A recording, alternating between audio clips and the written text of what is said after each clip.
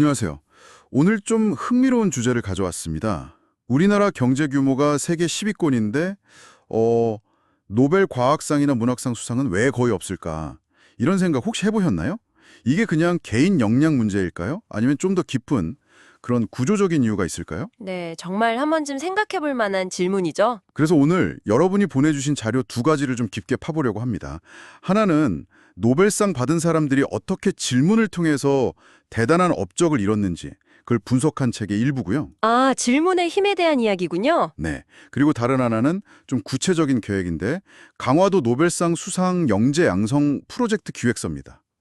이 두 자료를 통해서 강력한 질문이 우리 생각을 어떻게 넓히고 혁신을 만드는지 또 이걸 실제 교육 현장에서는 어떻게 녹여낼 수 있을지 같이 한번 파헤쳐 보시죠. 이게 단순히 학문적인 걸 넘어서 국가 혁신 역량이나 미래 경제력과도 연결되니까요. 우리 모두한테 중요한 얘기일 수 있습니다. 네, 아주 흥미로운 접근입니다. 그 첫 번째 자료, 책 이야기부터 해볼까요? 이 책에서는 질문이라는 게 단순히 답을 얻으려고 하는 게 아니라고 강조하거든요. 아, 그냥 정보 찾는 수단이 아니다. 그렇죠. 노벨상 수상자들처럼 질문 그 자체가 창의적인 생각을 막 촉발시키고 음. 문제를 완전히 새로운 각도에서 보게 만드는 거죠. 뭐랄까, 강력한 생각 도구라는 표현을 써요. 생각도고요. 와, 재밌네요. 혹시 이게 뭐 뇌과학 이런 거랑도 관련이 있나요? 네네, 정확합니다. 우리가 질문을 던질 때 뇌에서 계획 짜고 문제 해결하는 전두엽 있잖아요. 그리고 기억하고 정보를 이렇게 합치는 해마. 이런 부분들이 막 활성화된대요. 오, 뇌 근육을 단련하는 느낌인데요? 딱 그거죠. 책에서는 그래서 기억력, 논리력, 상상력 이런 걸 자극하는 다양한 질문 유형 한 절 5가지 정도를 맘스 퀘스천이라고 체계적으로 제시해요. 이런 걸로 뇌를 훈련시킨다는 거죠. 와, 뇌를 위한 크로스 트레이닝 같은 거네요. 그럼 뭐 빌 게이츠가 계속 뭘 더 잘할 수 있을까 스스로 물어보면서 혁신하고 뉴턴도 사과 떨어지는 거 보고 바로 딱 만유인력 이게 아니라 25년 동안 계속 질문 던지면서 법칙을 찾아냈다는 것도 다 같은 맥락이겠네요. 맞습니다. 다 질문이 계속 성장을 이끄는 열쇠인 거죠. 실패를 딛고 계속 개선하는 원동력이 되기도 하고요. 질문이 정말 중요하군요. 네, 그 질문의 힘이 중요한데 여기서 이제 두 번째 자료, 강화도 프로젝트 기획서가 등장합니다. 이게 딱 한국 교육 현실에 대한 고민에서 시작하거든요. 아, 현실 진단부터 들어가는군요. 네, 입시 위주, 암기 중심 이러다 보니까 학생들이 스스로 질문하고 깊게 파고드는 문화가 좀 약하다는 거죠.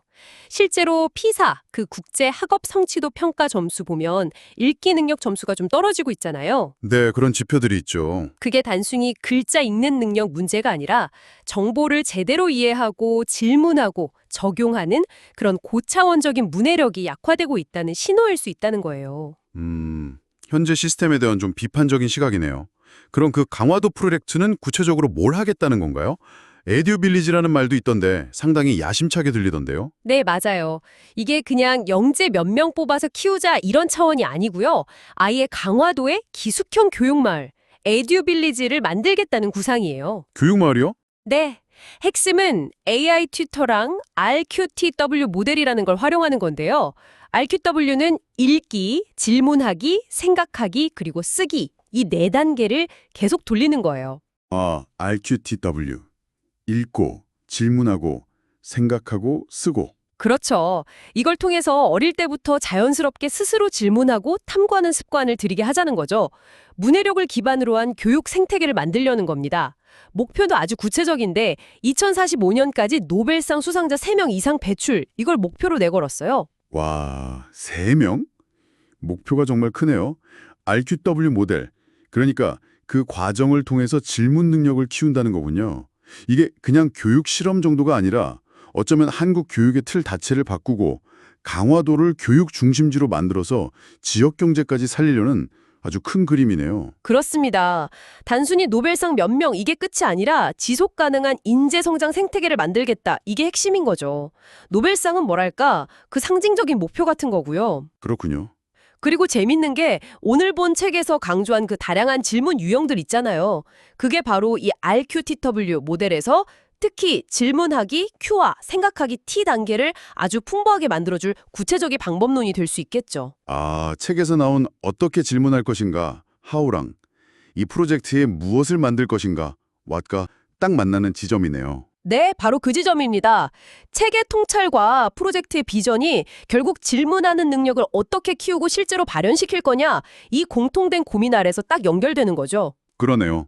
결국 강력한 질문을 던지는 습관, 이게 개인의 성장을 넘어서 기업의 혁신, 나아가 국가의 미래까지 바꿀 수 있는 핵심 동력이 될 수 있다는 걸 다시 한번 확인하게 되네요. 정확합니다. 질문하는 방식과 교육의 방향이 만났을 때 훨씬 큰 시너지를 낼 수 있다는 가능성을 보여주는 그런 자료들이었어요. 네, 오늘 이 흥미로운 자료들 함께 깊이 탐색해 주셔서 감사합니다.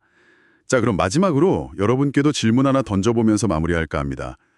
여러분의 일이나 삶에서 너무나 당연하게 그냥 받아들이고 있었던 것들 있잖아요. 근데 혹시 왜 그렇지? 하고 아직 제대로 질문해보지 않은 건 없으신가요? 만약 그 질문을 한번 던져본다면 어쩌면 생각지도 못한 새로운 가능성이 열릴 수도 있지 않을까요? 잠시 한번 생각해 보시는 것도 좋을 것 같습니다.